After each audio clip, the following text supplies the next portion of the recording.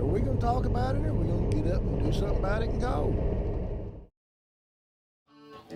Our family has been in trucking, transportation, one way or another, since, oh my God, well over 100 years. We've got pictures of our great-grandfather with mules and wagons hauling Coca-Colas, old Model A cars, old Internationals that are 30 and 40 models. We have been in transportation business.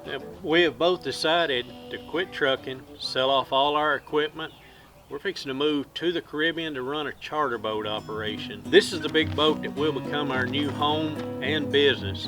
It's a 54-foot steel-hulled sailboat. It's a little bit over 16 foot wide.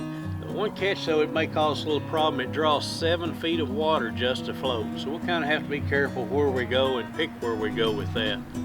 But as you can see, the interior is huge, which gives us a lot of different options for the layout of the boat, having guests on board. When we're done, it'll probably accommodate 8 to 12 guests on board.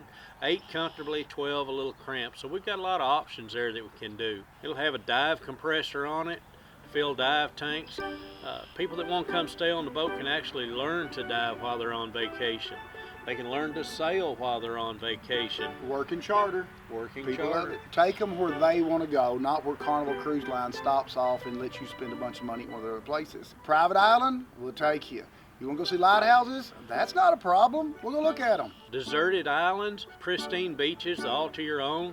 You can stay as late as you want. Build a campfire, a bonfire, and you won't have to worry about the boat leaving until you're ready to go. Did anybody mention fresh seafood? Every day. Every day. Every day. Cooked on the grill right there on the back of the boat. You never had it that fresh. Previous owner of this boat had started building the boat in Ohio in his backyard. Good craftsman. Big Yeah. yard, understanding life. As we were going through the boat, we found this full-page newspaper article showing a picture of him and his family on the boat ready to go. He'd planned on sailing around the world. He made it to Kentucky Lake and something broke on the boat. They pulled the boat out of the water. He went back home and got cancer and died, never completing his dream. How cool would that be to find that family and bring those kids onto the boat for a week vacation when their father's dream is completed? We told our friends and families about our plans. We got nothing but support from them. For the most part. I ain't getting on no boat.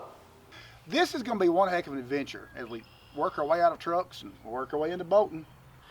It ain't a truck thing. It ain't a boat thing. It's a dream thing. Come join our dream with us. I like that.